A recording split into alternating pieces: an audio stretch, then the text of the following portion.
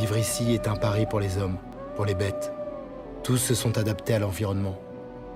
Beaucoup d'espèces attendent la nuit pour sortir ou éviter les prédateurs. Mais pour ceux qui n'ont pas le choix, il faut un incroyable don pour survivre.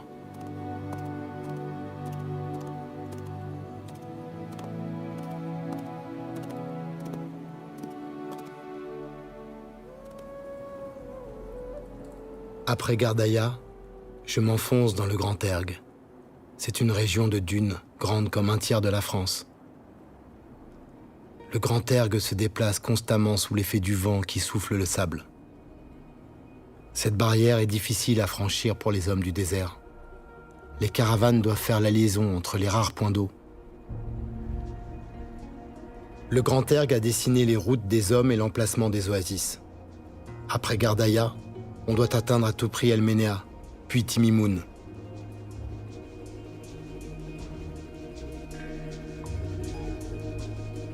On sait qu'on approche d'El Ménéa quand on voit sa forteresse, qu'on appelle ici un ksar. El Ménéa, l'oasis aux 100 000 palmiers. Le ksar vient des Berbères. Il protégeait les habitants contre les razzias des pillards.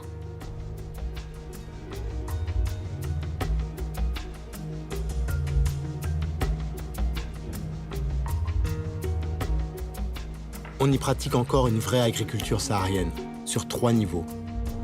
Céréales et légumes se côtoient au sol. Au-dessus poussent des arbres fruitiers, en particulier des orangers. Et l'ensemble est protégé du soleil par un couvert de palmes qui produit des dattes.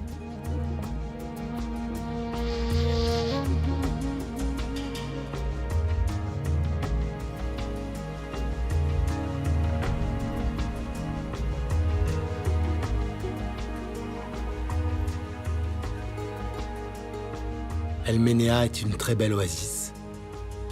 Mais le plus incroyable est à la sortie de la ville. Un lac.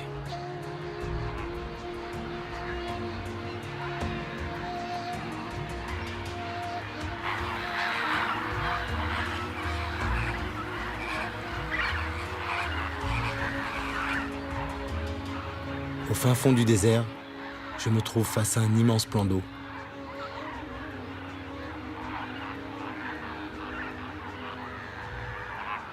Son eau n'est pas potable, elle est trop salée. On ne peut même pas s'y baigner. Mais ce lac est le rendez-vous des oiseaux migrateurs qui vont de l'Europe à l'Afrique. Un peu comme moi, finalement.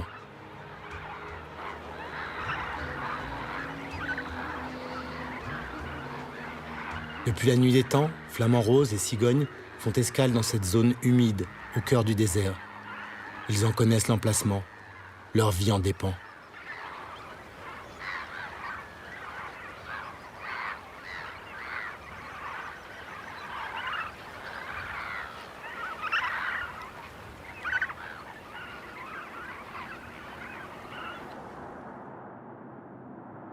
Plus au sud, ma route me